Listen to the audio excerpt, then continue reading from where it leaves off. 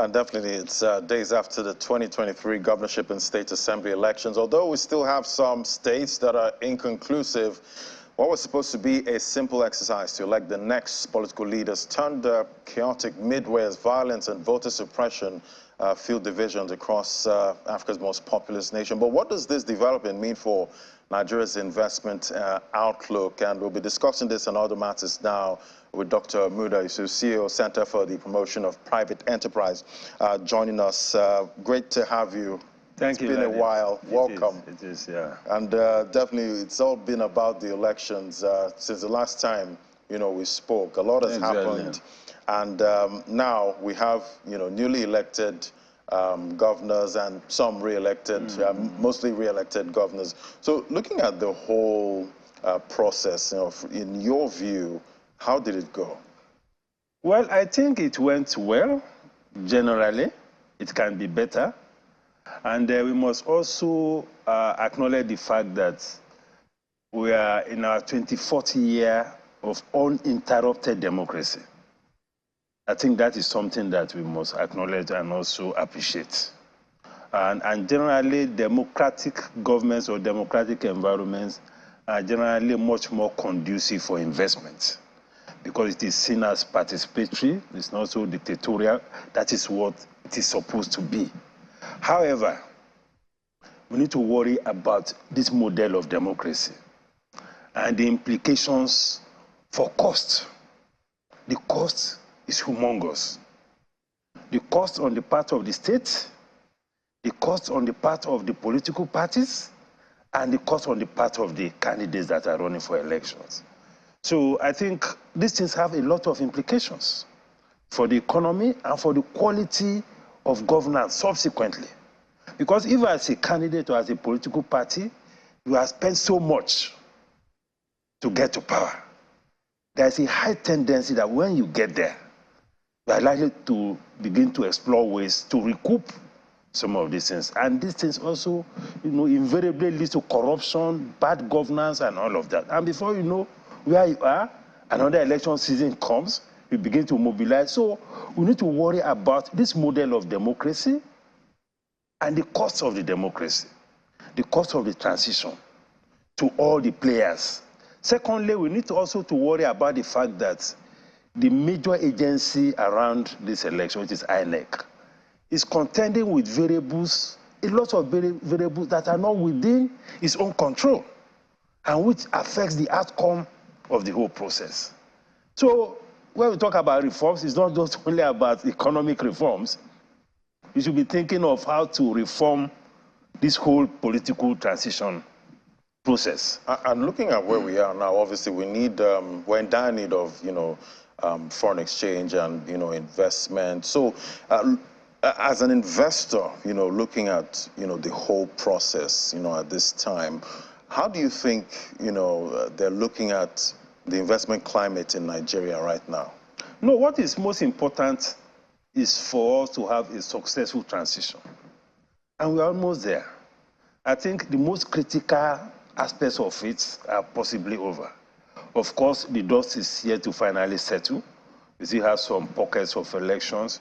We have quite a number of agitations and grievances, a lot of court actions and all of that. But things are gradually taking shape. And I'm sure that at least by now, investors will now begin to, gain some confidence, because the greatest fears are fears before the election, during the election, and immediately after the election. Violence and all of that. But that is beginning to fizzle out. So at this point, I think the investors generally, both domestic and foreign, because they are equally important. In fact, domestic investors are more important for me than even the foreign investors, because they play the biggest role as far as job creation investment is concerned. So things are beginning to settle down, but going forward, we need to reform the process. This process, because what we have done is to just go and bring a democratic model from the West and just implant it on our system. It's not working well for us. What for you is the right model for Nigeria? No, this is something that we need to think about collectively. We need to challenge our political scientists. We have all sorts of political I know some institutes have and all of recommended, that. the parliamentary. Maybe parliamentary will be cheaper, but certainly this is not working well. I mean, look at the violence, look at the desperation, look at the cost, and look at the situation where, sometimes it is the might that works well. I mean, how violent you can be, and sometimes people get away with it. So from that point of view, I think that we need a different model. I'm not talking of military dictatorship, but we need to tweak this model to something that will be more cost-effective, that will be less prone to violence, agitation, rigging, and all of that. Going forward, that is very important. Yeah. And, this is coming at a time where, we're still dealing with, the cash scarcity. I was coming to work this morning. I looked out, at the banks, hoping that I won't see those queues. And, it's still there. And, we're still dealing with, the whole election process and all of that. How is all of this playing, into, recovery for the Nigerian economy post-elections? Well, the cash issue, unfortunately, and I must say this with all due respect, when the Monetary Policy Committee met, this cash issue should have been high on the agenda. Because public office holders are supposed to be accountable, they are supposed to be responsive to the challenges of the citizens. I didn't see much of that at the MPC meeting. There was a passing reference to it during the question and answer session, and when the governor was talking about the fact that, okay, we need to improve on the online payment system, but the real challenges that the citizens are facing was not addressed.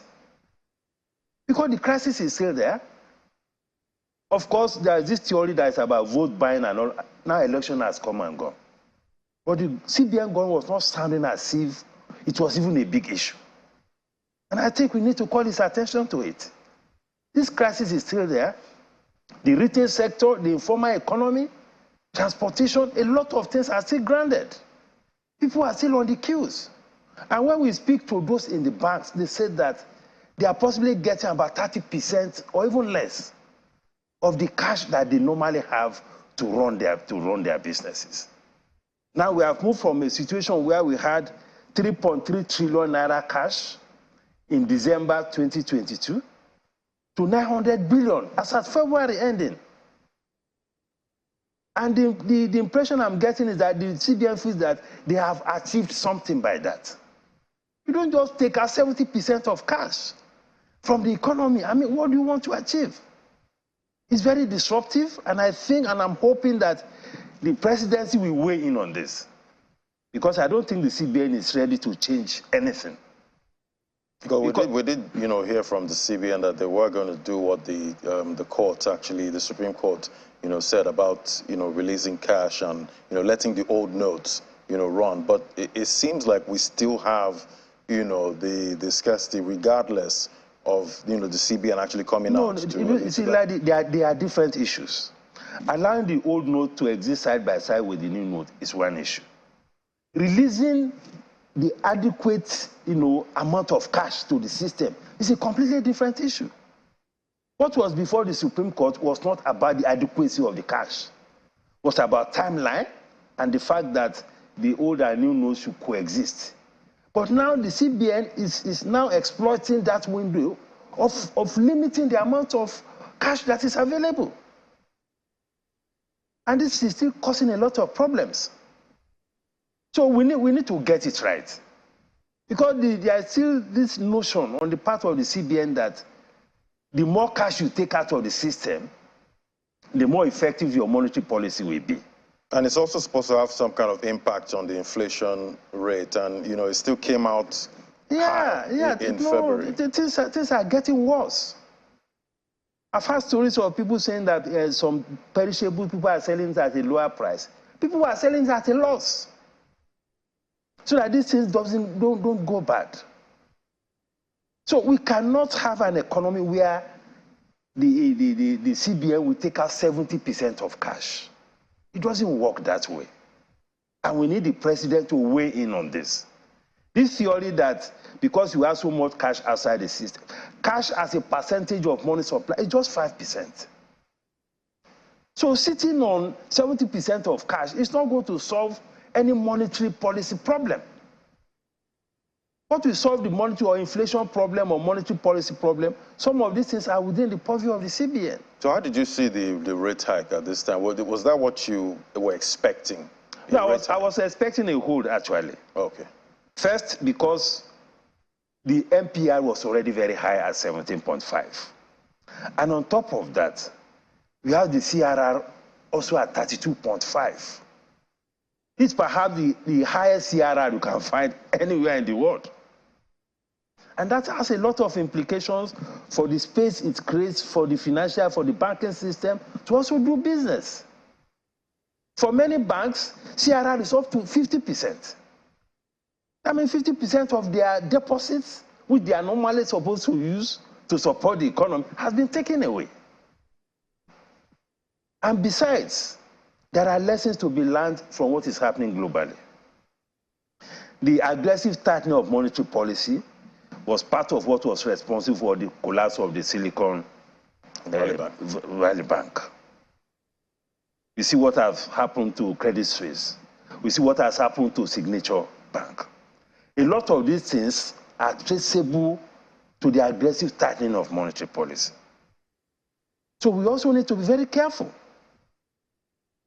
because it takes just very little trigger for the banking system to come down. I mean, Silicon Valley Bank has over $200 billion worth of assets. Look at the way it just came down. So the CBN should be focusing more, rather than disrupting the economy with all this cash problem, or engaging in issues of vote buying and all of that. There should be a lot of concentration on financial system stability. This is part of their core function. We need to begin to look at how we can even improve the space for the banks to function better. CRR of 32.5, I believe, is very high. And for many banks, just as I said, it's far more than that. And do you see, like, looking at the global system, global banking system now, with what's happening, central bankers globally are kind of finding ways to ease, the strain, out there in the global banking industry. Right here, it looks like it's a different, ball game. What do you think we should be focusing on, now? Because now the elections are practically, almost over. So what is that path we need to take to get recovery? Well, for me, at least from the monetary point of view, I think the CBN should be focusing more now on financial system stability. And in fairness, there's an extensive, comment about it at the MPC meeting. But we need to see more action. And part of the things that needs to happen is to reduce the hold of the central bank on the banks. To possibly give some breathing space. We already have MPR now at 18. Now we have CRR at 32.5. And for many banks, CRR can even be up to 60%. We need to relax all of that. And we also need to begin to interrogate some of their assets, some of their loan assets, begin to look at their exposures. Because these things can happen, and you can imagine the contagion effect. It can spread very fast, because banking system is about confidence. Once confidence begins to collapse, within a twinkle of an eye, the whole system will collapse. So the CBN needs to do a lot more, at least to create that space. And all this tightening of monetary policy can also affect the non-performing loans. Because now MPR is 18%. By today, I'm sure many banks will have been writing to their customers that, okay, we are reviewing interest rates because MPR had gone up. Interest rate is now currently around, maybe 30% or thereabouts. That's a lot of pressure. And the higher the interest rates, the higher the risk of default. Right. So all of these things, we need to look at it together. And the CBN should be focusing more on its core responsibilities. This idea of chasing innocent people with cash and all of that it's not going to help anybody. And the CBN needs to retrace its steps around this cash problem. All right. Well, still early days at this point, even though the first quarter has been quite challenging, for all of us. But we'll keep hoping, for the best, going forward. Thank you so much, Dr. Muda Yusuf, CEO, Center for Promotion of Private Enterprise. Thank you. Thank you so much. Thank you. All right. Still ahead on Business Morning, we look at Nigeria's dairy industry. We also have AFEX commodities market and the NGX right here on Business Morning. Stay with us.